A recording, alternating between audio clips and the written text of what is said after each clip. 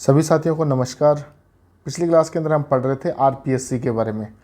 देखो, आरपीएससी के बारे में जितने भी इंपॉर्टेंट क्वेश्चन बन सकते थे वो मैंने आपको एक ट्रिक के माध्यम से समझा दिया था। छोटे मोटे एग्जाम के अंदर आपका काम उससे चल सकता है, ज़्यादा आपको पढ़ने की आवश्यकता नहीं है। फिर भी अगर आप चाह रहे हैं कि आपको आगे और पढ़ना है, इसमें से कोई भी क्वेश्चन मिस ना हो, तो आगे की क्लास आप उन लोगों के लिए जिनको क्या है कोई भी क्वेश्चन मिस नहीं करना है। बाकी आप चाहें तो उतना मोर देन सफिशिएंट है, अगर किसी को पढ़ना हो, नॉर्मल पढ़ना हो तो। ठीक है, अब बात करते हैं अपन राजस्थान लोक सेवा आयोग या फिर राज्य लोक सेवा आयोग को डिटेल में अपन पढ़ना शुरू करते हैं। एक या दो क्लासेस लगेगी, लेकिन इसमें आपको क्या है अच्छे तरीके से एक एक चीज़ का नॉलेज हो जाएगा, ये इस बात की मेरी गारंटी है। ठीक है, देखो जैसे यूपीएससी होता है ना, क्या होता है, जैसे कि एक सेकेंड मैं इसका कलर चेंज कर लेता हूँ थोड़ा सा। देखो, जैसे यूपीएससी है ना, उसी की तर्ज पे ही क्या है राज्यों के अंदर बनाया गया था पीएससी, सॉरी वैसे ही राजस्थान क्या बनाया आरपीएससी। यूपीएससी किसके लिए था, सेंटर के लिए, और आरपीएससी किसके लिए है, राजस्थान के लिए। सबसे पहली बात तो आपको ये ध्यान में रखनी है कि उन्हीं की तर्ज पे ही अपने क्या बनाया गया था आरपीएससी। आरपीएससी है ये संविधान के भाग 14 में आता है। कौन से भाग 14 में, और अनुच्छेद 315 से लेकर 323 तक। ठीक है, लगभग 8-9 अनुच्छेद है, ये अपने को सारे के सारे अच्छे तरीके से पढ़ने हैं। सबसे पहले ध्यान रखना है भाग 14 में है, और दूसरी बात 315 से लेकर 323 अनुच्छेद तक बताया गया है। इसके अंदर क्या क्या चीज़ें बताई गई है कि इनकी सेवा शर्तें क्या है, इनकी नियुक्ति क्या होती है, कौन सा पद होता है, ये सब चीज़ें जो भी बकवास होती है वो सारी 315 से 323 अनुच्छेद के बीच में की गई है। सबसे पहले आपको बता दूं कि 1935 के भारत शासन अधिनियम, कौन सा, भारत शासन अधिनियम, भारत शासन अधिनियम था ना। जब आप पढ़ोगे ना इंडियन पॉलिटी को पढ़ोगे तो 1919, 1909 और 1935 के अधिनियम को अच्छे तरीके से आपको पढ़ना पड़ेगा, क्योंकि बहुत सारे क्वेश्चन इसमें से पूछा जाता है। तो भारत शासन अधिनियम है ना, इसी के तहत क्या किया गया था, प्रांतों के अंदर, कहाँ पर, प्रांतों में राज्य लोक सेवा आयोग का गठन किया गया था। लोक सेवा आयोग का प्रावधान लिया गया था कि यहाँ पे भी बना सकते हैं। ठीक है, तो आज़ादी से पहले, सबसे पहले अगर अपन बात करें राज्य लोक सेवा आयोग कहाँ गठित किया गया था, तो 1939 के अंदर कहाँ किया गया था, जोधपुर में। जब मैंने आपको ये ट्रिक बताई थी ना स्टार्टिंग के अंदर, तब मैंने क्या लिखा था, सबसे पहले जोधपुर लिखाया था, और मैंने उस टाइम आपको बताया था कि सबसे पहले जोधपुर में ही बनी थी। उस टाइम पे क्या थी, आज़ादी से पहले 3 रियासतों में थी। सबसे पहली कहाँ पे थी, जोधपुर में। ठीक है, कब थी, 1939 के अंदर। दूसरी थी जयपुर में, जयपुर कब बनी थी, 1940 के अंदर कहाँ बनी थी, जयपुर के अंदर। तीसरी बनी थी 1946 में बीकानेर में। कहाँ बनी थी, बीकानेर में बनी थी। ये है आज़ादी से पहले 1935 अधिनियम के तहत बढ़ने वाले प्रांतीय लोक सेवा आयोग। ठीक है, इतनी चीज़ों के लिए 1939, 40 और 46 के अंदर अपन ने अब तक क्या पढ़ा है, यूपीएससी की तर्ज पे आरपीएससी बना हुआ है। भाग 14 संविधान के और 315 से लेकर 323 अनुच्छेद के बीच में राज्य लोक सेवा आयोग का प्रावधान या उनके बारे में बताया गया है। भारत शासन अधिनियम 1935 के तहत पहली बार प्रांतों के अंदर राज्य लोक सेवा आयोग का प्रावधान लेके आए थे, और इसी के तहत आज़ादी से पहले राजस्थान के अंदर 3 रियासतें थी जहाँ पे क्या था, राज्य लोक सेवा आयोग का गठन हो चुका था। सबसे पहले कौन सी थी, जोधपुर, दूसरी थी जयपुर, तीसरी थी बीकानेर। 1939, 1940 और 1946, इतनी चीज़ आपको ध्यान में रखनी है। जैसे ही आज़ादी होती है, अपना भारत देश आज़ाद होता है, तो उस टाइम पे 16 अगस्त 1949 को, कब, 1949 को उस टाइम के जो राज्यपाल थे जिनका नाम था मान सिंह है, उस टाइम मतलब राजप्रमुख की पद हुआ करता था, मान सिंह ने क्या की थी, घोषणा की थी, एक अध्यादेश जारी किया। क्या जारी किया, अध्यादेश। अभी अध्यादेश जारी करने की शक्ति किसमें होती है, आप मेरे को बताइएगा, राज्यपाल की। एक अध्यादेश जारी किया गया, उसके अंदर ये बताया गया कि एक लोक सेवा आयोग का गठन किया जा रहा है राजस्थान के संदर्भ के अंदर, पूरे राजस्थान के संदर्भ में। पहले तो क्या था, रियासतों के संदर्भ में था ना, अभी क्या किया जा रहा है, पूरे राजस्थान के संदर्भ के अंदर एक राज्य लोक सेवा आयोग का गठन किया जा रहा है। अब ये चीज़ थी ना, ये 20 तारीख 8वां महीना 1949 में क्या की गई थी, प्रभावी रूप से, मतलब जो क्या बोलते होते हैं राजपत्र होता है ना, जिसके अंदर कोई भी अपन अगर बड़ा आदेश हो आदेश हो तो उसके अंदर छप के आता है, तो उसी को अपन सत्य मानते हैं। ठीक है, तो 20/8/1949 को क्या है, राजपत्र में ये छप के आया था कि भाई हाँ भी ऐसा करके ऐसा कानून निकल जाए। जो भी कानून होता है वो राजपत्र में छप के आता है, उसके बाद ये प्रभावी रूप से लागू होता है वो। ठीक है, तो 20 तारीख 8वां महीना 1949 को क्या राजपत्र में छप के अध्यादेश बन चुका था, जारी हो चुका था।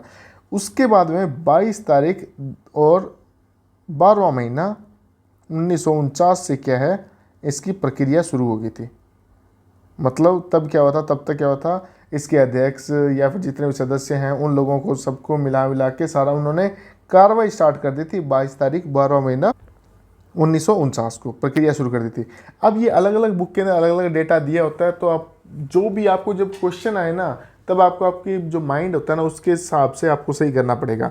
अगर वहाँ पूछ लिया गया कि बताइए राजस्थान लोक सेवा आयोग का गठन कब किया गया था, अगर वहाँ पे डेट केवल ये दी हुई है तो आप ये करके आओगे, ये दी हुई तो ये करके आओगे, ये दी हुई तो ये करके आओगे।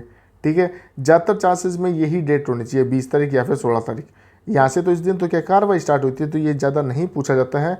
लेकिन फिर भी आपको ध्यान रख लेना, अगर आरएस जैसा एग्ज़ाम आप दे रहे हो, बाई चांस आरपीएससी के ऊपर थोड़ा बहुत लिखने को आ जाए, तो आप ये चीज़ें आप उसके अंदर ऐड कर सकते हो। ठीक है, अब अपन ने देख लिया था कि जो प्रथम इसके क्या बोलते होते हैं अपने, हाँ ठीक है, इसको सबसे पहले क्या कहाँ स्थापित किया गया था, जयपुर के अंदर। स्थापना कहाँ की गई थी इसकी, जयपुर के अंदर।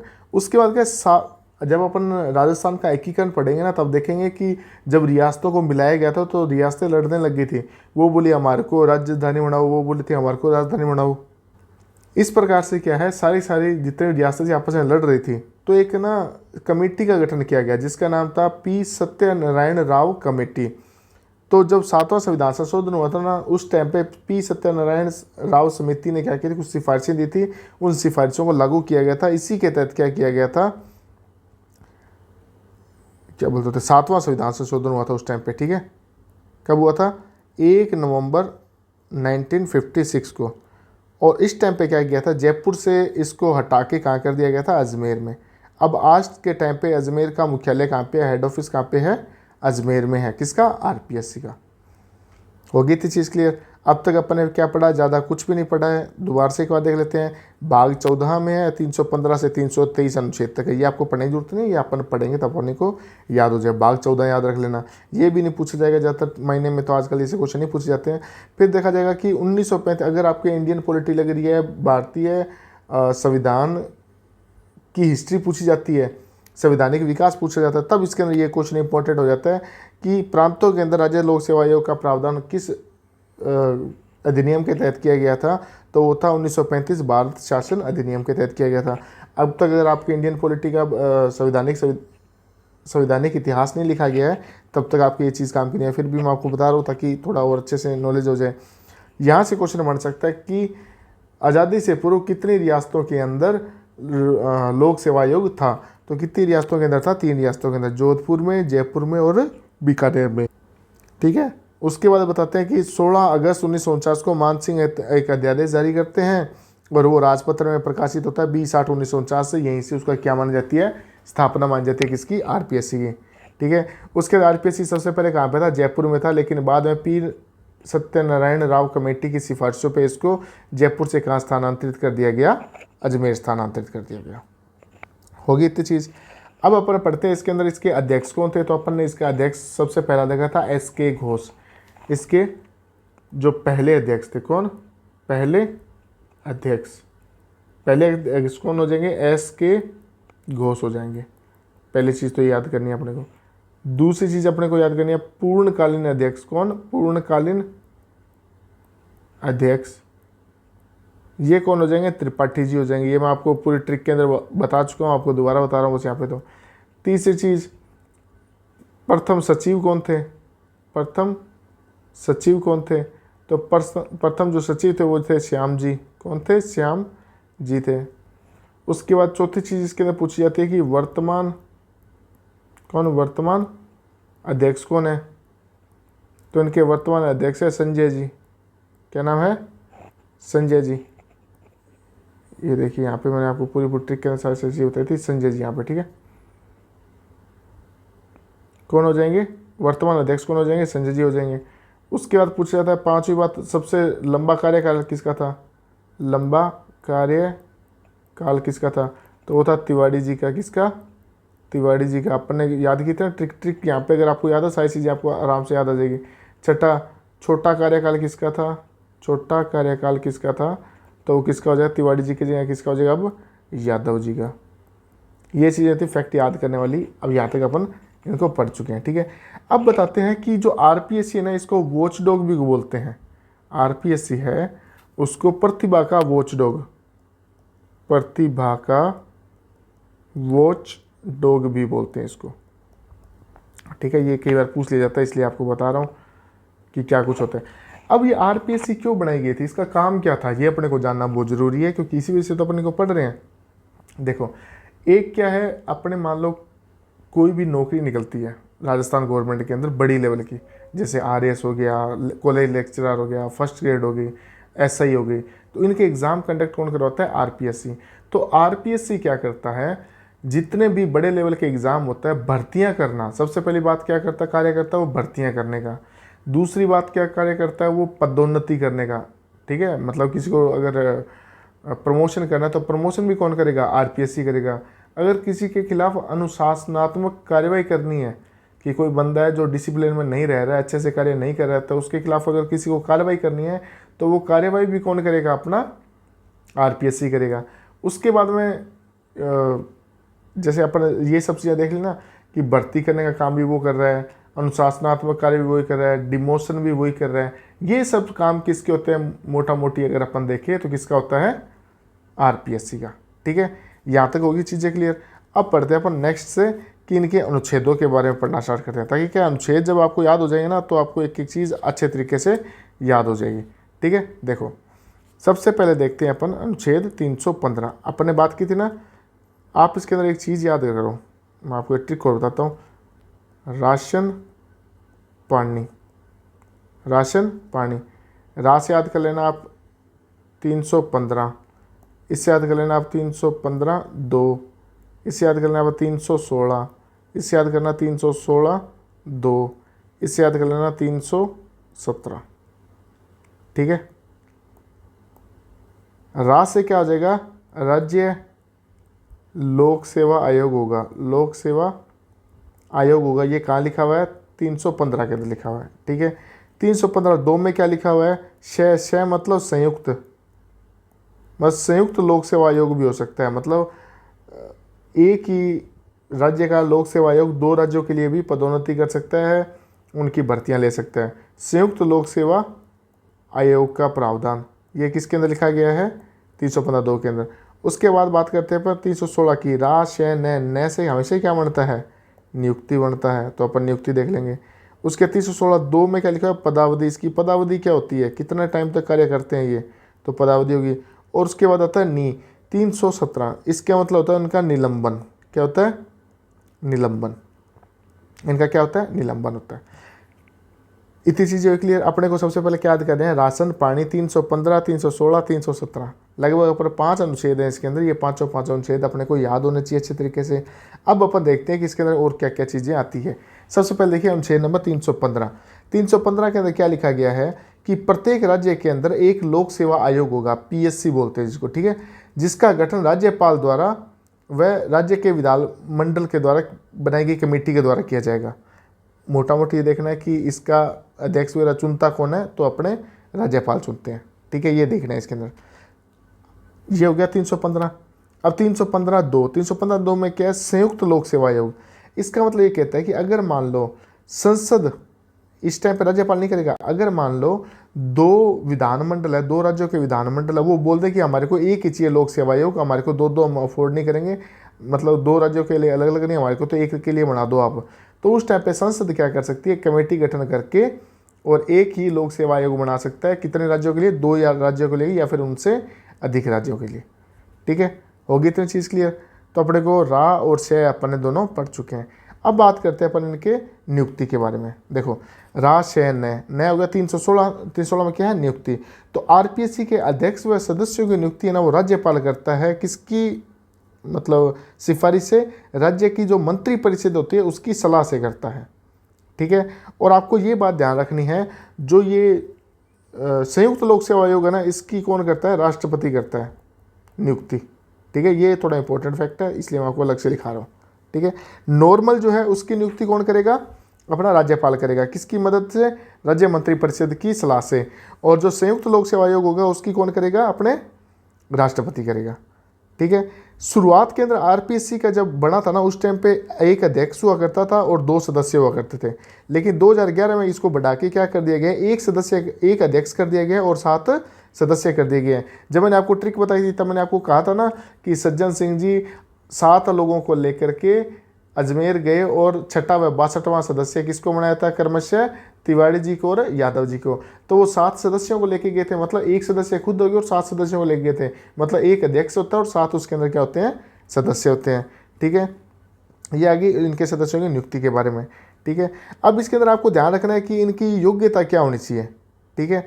तो अब अपन योग्यता के बारे में छोटा मोटा देख लेते हैं, ज़्यादा इसमें कोई बड़ी बात नहीं है। आरपीएससी के जो आधे सदस्य होंगे ना, वो भारत सरकार या फिर राज्य सरकार के अधीन कम से कम 10 सालों तक का उनका प्रशासनिक सेवा का अनुभव होना चाहिए, ठीक है।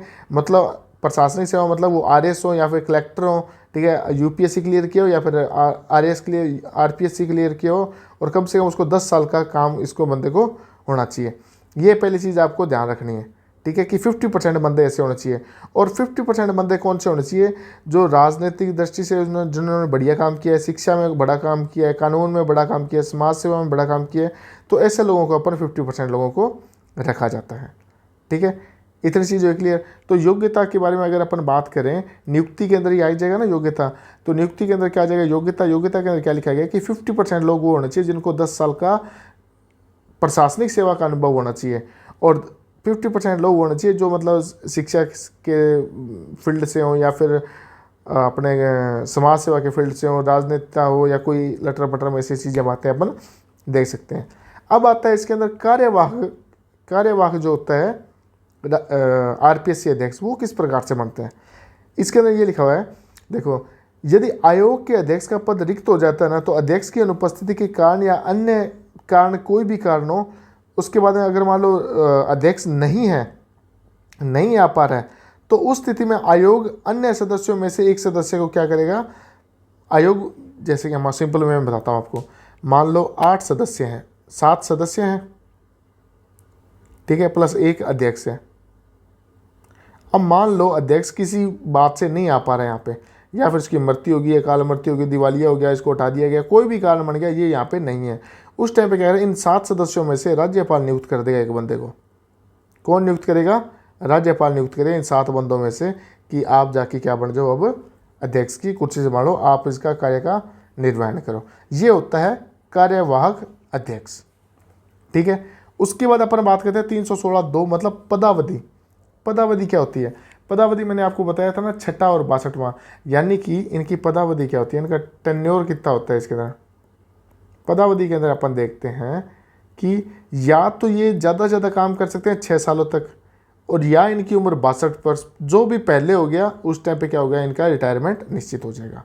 इतनी सी बात इसके अंदर अपने को देखनी है। क्या क्या देखनी है? 6 वर्ष या फिर 62 साल की इनकी उम्र पूरी हो जाए, तो उसके बाद में क्या है, बंदा रिटायरमेंट ले लेगा, ठीक है। और पहले ये क्या हुआ करती थी, 60 वर्ष हुआ करती थी। ये आयु है जो 60 वर्ष हुआ करती थी, इसको 41वें संविधान संशोधन के द्वारा क्या कर दिया गया था, बढ़ा दिया गया था, ठीक है। कोई ज़्यादा तो नहीं बढ़ा रहा, जितनी सीधी चीज़ें बताता है और समझ आती जा रही है, कोई दिक्कत तो नहीं आपके अंदर। देखो अपन क्या करते हैं, आज 19-20 मिनट की क्लास हुई, देखो ये चीज़ें अच्छे तरीके से कर लो, एक बार कर लो, बाद में दिक्कत नहीं आएगी। यहाँ इतना इसलिए करा रहा हूँ ताकि क्या आप भी जो भी पढ़ रहे हो हल्का फुल्का पढ़ेंगे तो आपको अच्छे तरीके से चीज़ें याद हो जाएगी।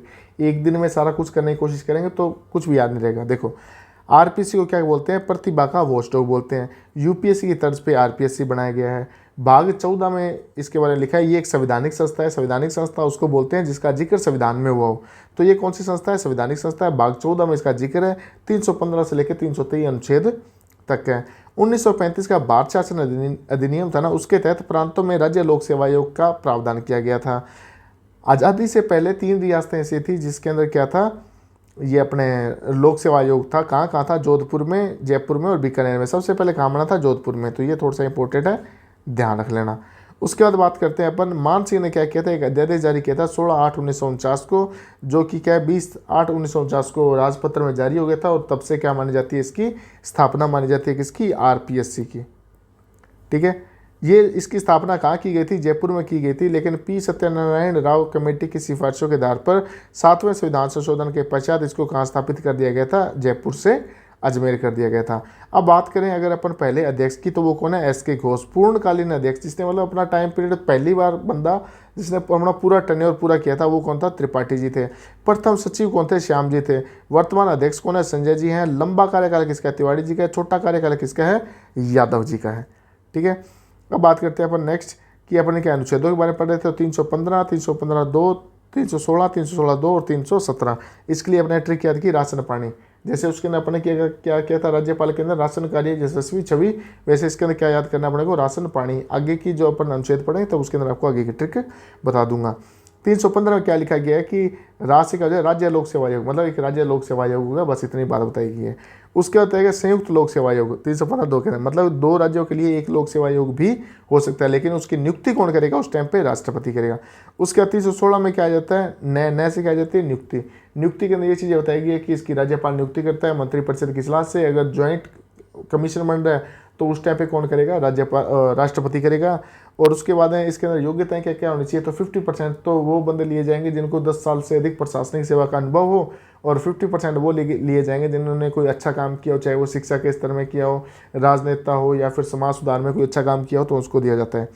उसके बाद बात करते हैं इनकी पदावधि। पदावधि अपन देखें तो इनकी क्या पदावधि होती है, 6 साल या फिर 62 वर्ष, मतलब जो भी चीज़ पहले पूरी होगी। अगर मान लो कोई बंदा 25 साल का है, वो अध्यक्ष बन चुका है, तो उसकी क्या है, वो मैक्सिमम 6 साल तक कर सकता है। अगर कोई बंदा है 61 साल का और वो आरपीएस से अध्यक्ष बना गया है या सदस्य बना गया है, तो वो क्या है मैक्सिमम 1 साल तक बन पाएगा। क्यों, क्योंकि अगले साल उसकी 62 साल की उम्र रिटायरमेंट की पूरी हो चुकी है। आई होप आप लोगों को इस चीज़ समझ में आ चुकी होगी।